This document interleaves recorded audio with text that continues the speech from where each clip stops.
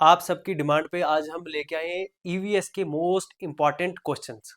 सबसे पहले मैं जो आपको बताऊंगा कि देखो डायरेक्ट क्वेश्चंस पे नहीं पूछ जाता। मैं सबसे पहले आपको बताऊंगा कि इंपॉर्टेंट टॉपिक्स कौन से। उन टॉपिक्स को सबसे पहले आपने अच्छे से रिवाइज करना है, थॉरोली पूरा जो चैप्टर होगा वो अच्छे से यूनिट आपने पढ़ना है। वो यूनिट प्रिपेयर करने के बाद आपको क्वेश्चन एग्जामिनर कैसे भी पूछ लेना, आप क्वेश्चन आराम से कर लोगे। मतलब जो नोट्स आपने बनाए हैं उनको अच्छे से रिवाइज कर लेना। जो टॉपिक मैं आपको नहीं बताऊंगा उनको आप छोड़ भी सकते हैं, उनके अलावा भी 85% जो मेरा मेन जो मोटिव है कि 85% आपको आने चाहिए। ठीक है, तो चलो स्टार्ट करते से। आप सबसे पहले आपसे ये रिक्वेस्ट रहेगी कि वीडियो को लाइक शेयर और कमेंट जरूर करें कि आपको इससे हेल्प हो रही है नहीं हो रही, और दूसरे लोगों को शेयर भी जरूर करें ताकि उनको भी थोड़ी हेल्प हो इससे। तो देखो सबसे पहले हम इस पे देखेंगे टॉपिक पहले, फिर उसके बाद क्वेश्चन। लेकिन पहले मैं आपको ये बता दूं, आप बोलोगे सब पता नहीं क्वेश्चन क्यों नहीं लाए। देखो भाई क्वेश्चंस भी जो है ना, क्वेश्चंस भी लाए, क्वेश्चंस भी लाए और क्वेश्चंस के साथ साथ टॉपिक्स भी लाए। यही क्वेश्चन सारे, ये वो क्वेश्चन है जो बहुत बार क्या हो चुके, रिपीट हो चुके। मैंने लिखा है repeated question, repeated question most important है रिपीटेड क्वेश्चन। ये वो क्वेश्चन जो बहुत ज्यादा रिपीट हुए और बहुत ज्यादा डीप एनालिसिस करने के बाद ना 5-6 पेपर क्वेश्चन पेपर मैंने देखे, उसके बाद ये जाके जो मैंने क्वेश्चन जो आपके लिए सिलेक्ट किए हैं कि ये क्वेश्चन इंपॉर्टेंट है, इनमें से क्वेश्चन बन सकते हैं। और जो क्वेश्चंस मैं बताऊंगा और जो क्वेश्चंस मैंने देखे 5-6 पेपर से, तो मैक्सिमम आप 85% और 90% मान के चलो कि ये वाले टॉपिक जो मैं बताऊंगा आपको इनमें से क्वेश्चन पूछे। चलो स्टार्ट करते हैं। सबसे पहला है पॉल्यूशन एंड मैनेजमेंट। ये वाला टॉपिक जो है ना, इसमें से क्वेश्चन आपको जरूर देखने को मिलेगा। कैसे क्वेश्चन आ जाएगा, इसमें आ जाएगा स्टडी ऑफ एयर पॉल्यूशन। इसमें से मैं प्रूव करके बताऊंगा आपको कि एयर पॉल्यूशन से क्वेश्चन कितनी बार जो पूछा हुआ है। सोर्सेज पूछ लेगा, इफेक्ट पूछ लेगा, कंट्रोल पूछ लेगा। ठीक है, एयर पॉल्यूशन का। उसके बाद वाटर पॉल्यूशन से भी क्वेश्चन आ जाता है, इसके भी सोर्सेज ट्रीटमेंट पूछ लेगा। फिर सॉइल पॉल्यूशन से पूछा जाएगा, सॉलिड वेस्ट मैनेजमेंट से पूछा जाएगा। क्या क्या बोला मैंने आपको, इनको आपने प्रिपेयर करके ही जाना है, इनको आपने छोड़ के नहीं जाना। ठीक, ये क्वेश्चन जो ये टॉपिक इंपॉर्टेंट है। कौन सा, पॉल्यूशन मैनेजमेंट से air pollution, water pollution and soil pollution, तीनों को पढ़ के जाना। और इसमें से भी मोस्ट इंपॉर्टेंट मैं आपको बोल रहा हूं कि एयर पॉल्यूशन और वाटर पॉल्यूशन ये इंपॉर्टेंट है, मोस्ट इंपॉर्टेंट टॉपिक है। उसके बाद नेक्स्ट क्वेश्चन कैसे बनते हैं वो भी बताऊंगा, आप जुड़े रहे मेरे साथ। ठीक, climate change and global issues, इससे क्वेश्चन बनते हैं। देखो पहले देखो, अगर तो green house affect global warming, उसके बाद acid rain, ozone layer depletion, इनसे क्वेश्चन जरूर देखने को मिलते हैं। और ये जो है ना मॉन्ट्रियल प्रोटोकॉल, और इसमें एक इंपॉर्टेंट जो है वो और ऐड कर लेना, क्योटो प्रोटोकॉल। क्योटो प्रोटोकॉल जो, ये भी क्लाइमेट चेंज से ही रिलेटेड है, ये भी इंपॉर्टेंट है, ये मोस्ट इंपॉर्टेंट है। और मुझे लग रहा है इस बार या तो मॉन्ट्रियल प्रोटोकॉल या क्योटो प्रोटोकॉल, दोनों में से कोई एक क्वेश्चन आपको जरूर देखने को मिलेगा। और इसमें से सबसे इंपॉर्टेंट जो है ozone layer depletion, ozone layer depletion. और ये जो है ये इंपॉर्टेंट, ये सारे मैंने इनमें से कुछ आपको छोड़ के नहीं जाना है, ये इंपॉर्टेंट है, ये भी इंपॉर्टेंट है। ग्लोबल वार्मिंग और green house effect important topic है, ये आपको छोड़ के नहीं जाने। आप क्वेश्चन कैसे बनेंगे वो आगे देखेंगे। और इन्हीं से रिलेटेड इन्वायरमेंटल लेजिस्लेशन, जो इन्वायरमेंटल लेजिस्लेशन मतलब इनके रिलेटेड जो भी लॉ बने होते हैं, वो जैसे फॉर एग्जांपल फीचर आपको बताने, water prevention and control of pollution act 1974। अब देखो ये मोस्ट इंपॉर्टेंट है, बहुत बार ये रिपीट हुआ है, मैं आपको क्वेश्चंस में भी बताऊंगा। इसके अलावा अगर आपको पढ़ना है एयर का भी पढ़ के जाए। एयर के रिलेटेड कब बना है, air prevention and control pollution act, तो वो बना था 1981 में। तो ये भी आपको पढ़ के जाना है, एयर का जो है 1981, ये भी पढ़ के जाना है और ये भी पढ़ के जाना है। दोनों को आपने रिवाइज करके जाना है। दोनों में से एक क्वेश्चन आपको जरूर देखने को मिलेगा, या तो आर में आ जाएगा मतलब इंटरनल चॉइस में, या तो दोनों में से एक जरूर देखने को मिलेगा आपको। ठीक है, उसके बाद नेक्स्ट जो टॉपिक है वो है बायोडाइवर्सिटी एंड कंजर्वेशन। इसमें से भी क्वेश्चन आए, मैं आपको प्रूफ के साथ जो है ना क्वेश्चन भी आगे लाएंगे। मैं बताऊंगा आपको कि 5 या 6 पेपर जो भी क्वेश्चन पेपर हो उनमें से इनमें से 85% या 90 के बीच में इतने सारे क्वेश्चन जो इन्हीं टॉपिक से दिए हुए हैं। बायोडाइवर्सिटी एंड कंजर्वेशन, इसमें से क्वेश्चन देखो तो ये क्वेश्चन जो है डायरेक्टली पूछ लिया जाता है, importance of biodiversity, threat to biodiversity, level of biodiversity, किसी तरीके से भी क्वेश्चन आ जाएगा, लेकिन बायोडाइवर्सिटी को आपको छोड़ के नहीं जाना। इसके रिलेटेड टर्मिनोलॉजी पूछ लेंगे। टर्मिनोलॉजी क्या पूछ लेंगे, एक्सटेंट की बताओ जी डेफिनेशन क्या है, एंडेंजर्ड की बताओ, थ्रेटन की थ्रेटन स्पीशीज इनकी डेफिनेशन बताओ। तो ये आ जाएगा इसकी एक्सटेंट, एंडेंजर्ड, थ्रेटन। और इसके साथ मैं आपको बोलूंगा कि ऐड कर लेना वल्नरेबल।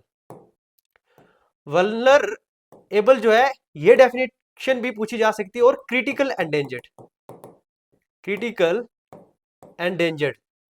ठीक है, ये भी इंपॉर्टेंट है, हो सकता है इनमें से भी कोई आ जाए। तो ये सारी डेफिनेशन जो है आपको ये टर्मिनोलॉजी जरूर देख के जानी, ये ज्यादा उतनी ज्यादा मुश्किल तो होती नहीं, टफ नहीं होती, तो इजीली उसको देख के जा सकते हैं। मेथड ऑफ कंजर्वेशन, ये दोनों पढ़ के जाने आपको, इन सितु और एक्स सितु।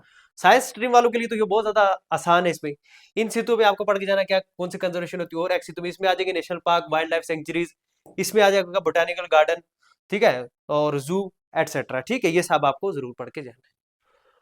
उसके बाद है जी इन्वायरमेंटल प्रोटेक्शन एंड पॉलिसी। जो भी इन्वायरमेंटल प्रोटेक्शन एक्ट्स बने हैं या भी जो पॉलिसीज बनी है उनमें से क्वेश्चन आपको जरूर देखने को मिलेगा। इसमें है EIA, इन्वायरमेंटल इंपैक्ट असेसमेंट। बहुत इंपॉर्टेंट क्वेश्चन है, बहुत इंपॉर्टेंट टॉपिक है, इसको आपको छोड़ के नहीं जाना है, इस पे क्वेश्चन बहुत बार देखने को मिल रहा है।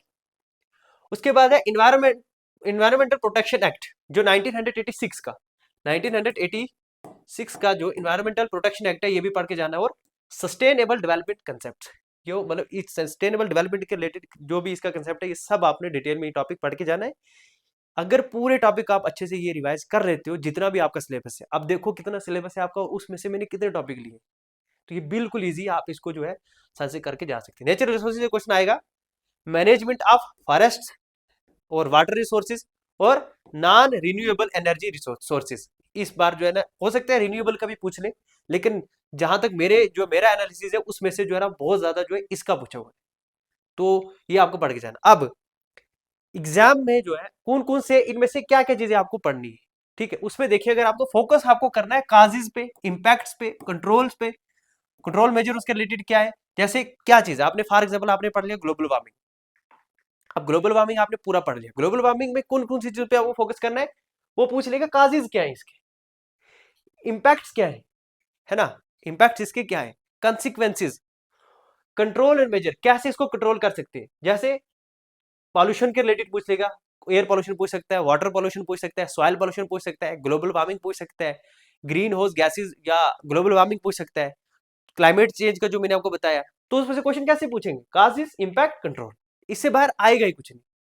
ठीक है, उसके बाद तो इसके साथ जितनी भी टर्म्स है, जैसे फॉर एग्जांपल ये बायोमैग्निफिकेशन, मैं कह रहा हूं कि ये टर्म आपको ऐसी छोड़ के जानी नहीं, इंपॉर्टेंट है। बायोमैग्निफिकेशन, सस्टेनेबल डेवलपमेंट क्या है, ये पढ़ के जाना। और इसके अलावा मैं आपको बता दूं कि ये जो है ना, इनकी जो फुल फॉर्म पढ़ के जाना, IUCN है, MAB जो है ना, मैन एंड बायोस्फीयर, IUCN, उसके बाद ICAR।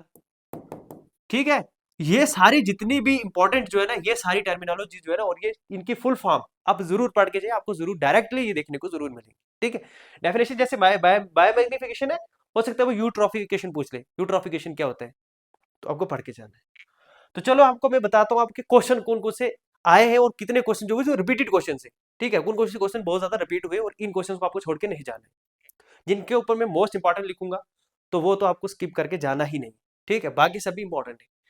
ये कोई रिपीटेड क्वेश्चन है, ठीक है, रिपीटेड क्वेश्चन, जैसे what is the difference between gaseous and particulate pollution of air. अब देखो मैंने क्या बोला था कि एयर पॉल्यूशन के टॉपिक को आप अच्छे से पढ़ के जाएंगे तो क्वेश्चन कैसे भी पूछ सकता है एग्जाम में। तो उससे ये पूछ लिया, डिफरेंस बताओ जी मुझे गैसेस और पार्टिकुलेट जो पॉल्यूशन है, एयर पॉल्यूशन में, उसमें पार्टिकुलेट मैटर जो है उनमें, और गैसेस जो है इसमें बताओ ये पॉल्यूटेंट्स क्या है। इसके साथ साथ आपको प्रिपेयर करके जाना है प्राइमरी पॉल्यूटेंट्स कौन से होते हैं, सेकेंडरी पॉल्यूटेंट कौन से होते हैं, सभी पढ़ के जाने। ये जो है difference between primary and secondary pollutants, अभी मैं बोल ही रहा था, ये देखो साथ लिखा हुआ है, तो ये इंपॉर्टेंट है, मोस्ट इंपॉर्टेंट क्वेश्चन है, आपको जरूर डिफरेंस भी आ सकता है, हो सकता है अगर शॉर्ट में पूछे तो एक ही पूछ लेंगे। उसके बाद explain the working of electrostatic precipitators, important question है, ये क्वेश्चन जो है ये रिपीट हुआ है। उसके बाद एड्सॉर्प्शन, एब्जॉर्प्शन नहीं, ये एड्सॉर्प्शन है। अब एड्सॉर्प्शन अलग टर्म होती है, आपने पढ़ा है। How does it help to control in controlling gaseous pollutants, important question है, मोस्ट इंपॉर्टेंट की कैटेगरी में नहीं रखूंगा, इंपॉर्टेंट है, ये क्वेश्चन भी रिपीट हुआ है। नेक्स्ट, अब देखना जितने भी ये क्वेश्चन रिपीट हुए हैं और जो भी टॉपिक मैंने बताए, रिलेट करना कि क्या ये उन टॉपिक में से नहीं है। ठीक है, उसके बाद डिफाइन यूट्रॉफिकेशन, यूट्रॉफिकेशन जो है ना, मैंने आपको पहले बोल दिया। ठीक है, ये पढ़ के जाना। ठीक है, और ये वाटर पॉल्यूशन से रिलेटेड है। How does it affect water bodies, है ना, लेक वगैरह में जो होती है ना, लेक्स वगैरह, उनमें यूट्रॉफिकेशन हो जाती है, और ये कैसे इसका इंपैक्ट पड़ता है वाटर बॉडीज पे, तो मोस्ट इंपॉर्टेंट है।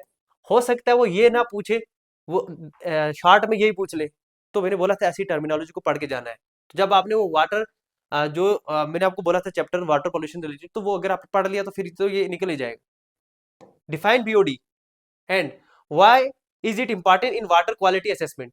ये क्यों इंपॉर्टेंट है? बीओडी क्या है? मतलब मैंने इसकी बोला था कि फुल फॉर्म में पढ़ के जाना, बायोलॉजिकल ऑक्सीजन डिमांड। साइंस वाले बच्चों को तो ये बहुत ज्यादा अच्छे से प्रिपेयर होगा, बायोलॉजिकल ऑक्सीजन डिमांड। हाँ, इसके साथ एक और मुझे याद आ रहा है, वो भी पढ़ के जाना, वो है सीओडी। सीओडी क्या होता है? Chemical oxygen demand, chemical oxygen demand. ठीक है, ये जरूर पढ़ के, इनके एक तो फुल फॉर्म में पढ़ के जाना, और ये क्वेश्चन जो आपको जरूर देखने को मिलेगा, ये क्वेश्चन जरूर देखने को मिलेगा, मोस्ट इंपॉर्टेंट क्वेश्चन है। बायोलॉजिकल ऑक्सीजन डिमांड क्या है? उसके बाद what are the causes and effect of water pollution, अभी पहले आप डिस्कस करके आए आपके साथ, इंपॉर्टेंट क्वेश्चन है ये भी। उसके बाद है what are the sources of marine pollution, के क्या सोर्सेज है वो बताओ, इंपॉर्टेंट है ये भी। What is water pollution, what are the main causes, what are the main causes are sources of water pollution. तो मोस्ट इंपॉर्टेंट क्वेश्चन है। देखो हुआ क्या, टॉपिक वही है, इधर पूछा इधर पूछा, क्वेश्चन सेम टाइप का है, वो रिपीट हो रहा है, बट मैंने आपको जो टॉपिक बताया, मैंने बोला कि एग्जामिनर कैसे भी क्वेश्चन पूछ सकता है, जरूरी नहीं कि ये बस उठाया और ये डाला चैट जीपीटी पे और रट के ही चलेगी। टॉपिक पढ़ लिया ना आपने, क्वेश्चन कैसे भी पूछ सकता है एग्जामिनर। ठीक है, तो आपको जो है ना वो डीप जो है ना डीपली स्टडी करना होता है, जो भी टॉपिक पढ़ोगे उसको अच्छे से पढ़ लिया करो, एक बार थॉरोली जो है ना उसको कंपैरेटिवली स्टडी किया करो। Why is biodiversity important for ecosystem, ecosystem के लिए बायोडाइवर्सिटी क्यों इंपॉर्टेंट है? तो देखो क्वेश्चन आ गया ना उसी टॉपिक में से, देखो difference between genetic diversity and species diversity, इनमें डिफरेंस बताना है कि जेनेटिक डाइवर्सिटी और स्पीशीज डाइवर्सिटी क्या होता है। देखो ये इंपॉर्टेंट है, आपको पढ़ के जाना, और हो सकता है वो पूछ ले इकोसिस्टम डाइवर्सिटी क्या है, टाइप्स पूछिए ना, तो ये बायोडाइवर्सिटी की क्या होती है, टाइप्स है, पढ़िए आपने, इंपॉर्टेंट है। ठीक है, उसके बाद what are the major threat to biodiversity, अभी मैंने स्टार्टिंग में जब ये टॉपिक डिस्कस किया था तो बोला था कि ये भी पढ़ना है, मोस्ट इंपॉर्टेंट है। हो सकता है वो लेवल पूछ ले, लेवल बताओ जी बायोडाइवर्सिटी के लेवल कौन कौन से। What are the endangered and vulnerable species, बताओ, मैंने बोला था उधर, ये तो लिखा ही नहीं था उसमें टॉपिक में, मैंने आपको ये भी साथ लिखा दिया था, तो ये पूछ लेगा व्हाट आर एंडेंजर्ड और vulnerable.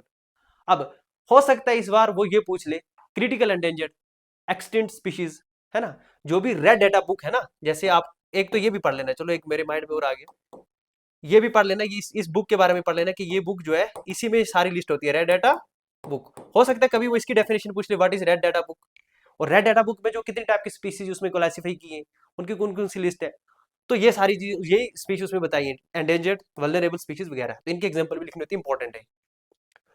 Why is biodiversity high in the tropics, tropics level में, ट्रॉपिक्स में पूछ रहा है कि क्यों हाई होती है, और फ्रीक्वेंटली, देखो ये क्वेश्चन जो है ना मैंने लिखा है कि बहुत बार पूछा गया है ना, can't it be, can it be control, क्या इसको कंट्रोल किया जा सकता है या नहीं किया जा सकता है, तो क्वेश्चन है, और ये बहुत बार पूछा है, तो मतलब मोस्ट इंपॉर्टेंट क्वेश्चन। भाई दो दो दिन लगे मुझे, 2 दिन, आपकी कब से डिमांड चल रही थी, 2 दिन लगे मुझे ईवीएस के इन क्वेश्चंस को, जो इनका एनालिसिस करते हैं वक्त, और इनको कितने कहाँ से किन किन टॉपिक से पूछा गया है, 2 दिन लग गए क्वेश्चन बनाने में, और ये इतना रिसर्च करने में, तो मेहनत बहुत लगती है। आप वीडियो को शेयर करें और लाइक करें, ठीक है, तभी मैंने आपको पहले टॉपिक बता दिया। अब टीचर क्या करेंगे, कुछ टीचर डायरेक्ट क्वेश्चन बता देंगे, अब कभी कभी क्वेश्चन नहीं आता है डायरेक्ट, तो टॉपिक पढ़ के जाओगे तो निकल जाएगा। What is the difference between in situ and ex situ conservation, जो आपको मैंने पहले भी बोला था, इन सीटू और एक्स सीटू कंजर्वेशन जो है उसमें डिफरेंस बताओ।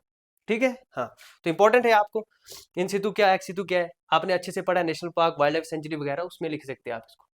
What are the silent feature of water prevention and control pollution act, बताओ, नहीं बोला था, वेरी वेरी इंपॉर्टेंट है ये।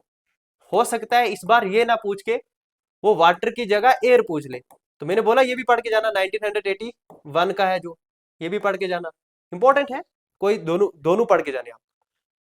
Y is environmental protection act, starting में टॉपिक बताया था आपको 1996, ये बताना, और इसको अम्ब्रेला लेजिस्लेशन क्यों कहा गया है, इंपॉर्टेंट है, मोस्ट इंपॉर्टेंट। हो सकता है वो आपको ये चीज लिखे ही ना, इन्वायरमेंटल प्रोटेक्शन एक्ट लिखे ही ना, ईपीए, आपको डायरेक्ट लिख देगा अम्ब्रेला लेजिस्लेशन को डिफाइन करो, अब बोलोगे ये क्या है, तो ये इसी के लिए ये टर्म यूज होती है। उसके बाद ये भी इंपॉर्टेंट क्वेश्चन है, ईआईए। अच्छा, आपको पता है ईआईए क्यों इंपॉर्टेंट है, इसका क्या रोल है, कब से जो है, मतलब इसका ये ईआई कब आया, क्यों आया। ठीक है, भोपाल गैस ट्रेजेडी आपने पढ़ा होगा, उसके बाद ये लाया गया था इन्वायरमेंटल इंपैक्ट असेसमेंट, कि कोई भी अगर आपको प्रोजेक्ट बनाना है तो उससे पहले एनवायरमेंटल इम्पैक्ट असेसमेंट होगा, वो सारी चीजें आपने देखनी है, तो उसको बताया कि स्टेप्स एंड एलिमेंट्स लिखो, इसके इंपॉर्टेंट है।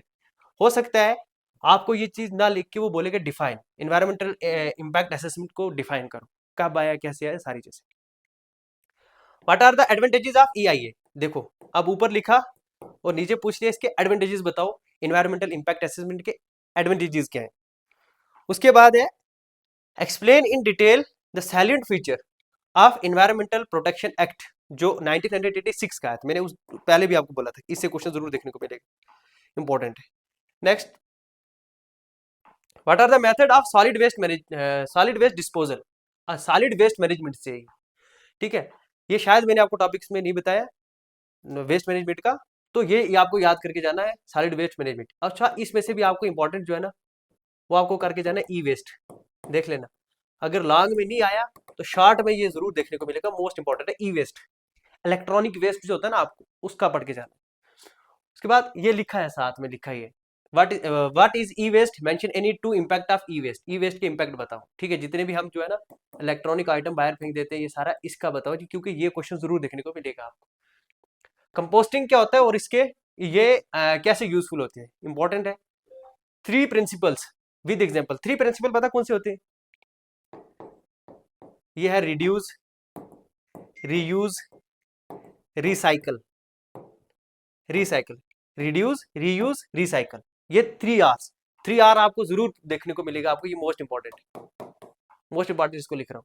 Define hazardous waste, mention its characteristics, कुछ इंपॉर्टेंट है उतना ज्यादा नहीं।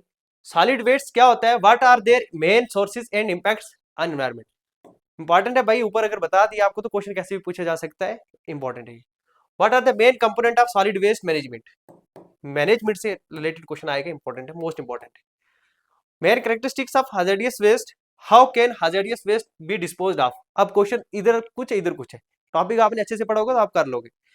Explain in detail method of sewage treatment, sewage treatment का जो है ना ये वाला इंपॉर्टेंट है, इसको छोड़ के नहीं जाना, ये मोस्ट इंपॉर्टेंट है। नेक्स्ट है जी define soil, the process of pedogenesis, pedogenesis मतलब कि वो सॉइल बनती कैसी है वो बताना है, इंपॉर्टेंट है उतना ज्यादा नहीं है। Draw and describe soil profile, important है। अच्छा, ये मैंने आपको बोला था कि आईसीएआर ने जो उसको बताया है उसको क्लासिफिकेशन की है वो पढ़ के जाना, वो इंपॉर्टेंट है। What are the causes of soil erosion क्या है और इसके कंट्रोल मेजर से लिखे, इंपॉर्टेंट है। इधर मैंने क्या बोला कि जो क्लासिफिकेशन किसने की है, आईसीएआर ने, जो एक ऑर्गेनाइजेशन है, इसने जो इनकी सॉइल की क्या की है, क्लासिफिकेशन की है, वो जरूर पढ़ के जाना। सॉइल डिग्रेडेशन क्या है, डिग्रेडेशन और उसके दो जो वो काजेज लिखे, उतना ज्यादा नहीं है। सॉइल पॉल्यूशन मोस्ट इंपॉर्टेंट है, बताया था मैंने आपको टॉपिक्स में भी इंपॉर्टेंट। नेक्स्ट है जी what are the effect of acid rain, बताया था टॉपिक में कि नहीं बताया था। ग्लोबल वार्मिंग बताया था। Ozone layer depletion most important, ये भी इंपॉर्टेंट है, ठीक है। और उसके बाद what are the causes of desertification, most important, desertification वो डायरेक्ट पूछ, या तो फिर वो पूछेगा व्हाट इज डेजर्टिफिकेशन क्या है वो पूछ लेगा।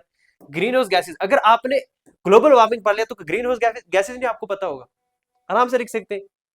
ग्लोबल वार्मिंग क्या है, what are its main causes impacts, क्या मैंने स्टार्टिंग में उधर नहीं बोला था कि इनकी टर्म्स जो होती है इनके ऊपर फोकस करना होता है आपको, काजेज क्या इंपैक्ट्स क्या है, बोल दिया था आपको टॉपिक्स में बता दिया था, तो इंपॉर्टेंट है, क्वेश्चन वहां से ही आगे रिपीट हो गया इधर। Explain the international effort taken for कम्बेटिंग global warming, तो क्या किया, जैसे फॉर एग्जाम्पल आप देखो इसी के रिलेटेड वो क्योटो प्रोटोकॉल वगैरह जो है वो लिए गए थे। डेजर्टिफिकेशन क्या है, उसके मेथड बताओ, कंट्रोल कैसे करें, तो ये पहले भी मैंने आपको बता दी डेजर्टिफिकेशन। तो यहाँ पर आपके ये उसके बाद नेक्स्ट देखिए अगर हम, तो ये क्वेश्चन यहाँ पर खत्म होते हैं, तो ये इंपॉर्टेंट है सस्टेनेबल डेवलपमेंट, उधर भी मैंने आपको बताया था। What are the steps to achieve sustainable development के कौन कौन से स्टेप लिए गए, इंपॉर्टेंट है। एसडीजी मैं कह रहा हूँ कि वेरी वेरी इंपॉर्टेंट है ना, सस्टेनेबल डेवलपमेंट गोल्स जो लिए गए ना, और उनमें से क्या करना है कि मेंशन एनी टू, कोई भी टू ले ले, 17 है ना, ये 17 जो है 17 एसडीजीज है, ठीक है, एसडीजीज, ठीक है, ये 17 जितने भी उनमें से बोला कि कोई भी 2 बता दो, तो आपको ज्यादा नहीं मैं बोलूंगा 10 भी अगर आप इंपॉर्टेंट वाले पढ़ के चले जाओगे तो हो जाएगा। देखो जी ये मैंने बता दिया था आपको, बीओडी सीओडी क्या है, biological oxygen demand, chemical oxygen demand, और इनमें क्या बताना है आपको, डिफरेंस बताना है। कभी कभी वो एक पूछेंगे तो ये difference, why is dissolved oxygen यानी डीओ जिसको बोलते हैं, ये क्या है और वाई इज इट इंपॉर्टेंट और क्यों इंपॉर्टेंट है, कैसे भी क्वेश्चन पूछा जाएगा, इंपॉर्टेंट है, आपको जरूर करके जाना है, ठीक है।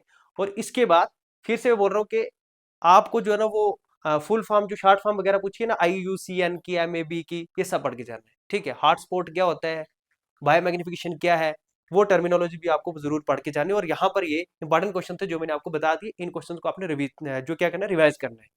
क्वेश्चंस को उतना ज्यादा तूफान नहीं है, एक वही क्वेश्चन दो दो बार क्या हुए, रिपीट हुए, मतलब अलग अलग क्वेश्चन पूछने का जो है ना वो क्या है कि एग्जामिनर किसी भी तरीके से घुमा फिरा के क्वेश्चन पूछ सकते हैं, बट जो की पॉइंट्स मैंने आपको बता दिया था, काजेस, इंपैक्ट, कंट्रोल मेजर, इससे बाहर नहीं जाएगा, या तो टर्मिनोलॉजी पूछ लेगा, और ये इंपॉर्टेंट है, ठीक है।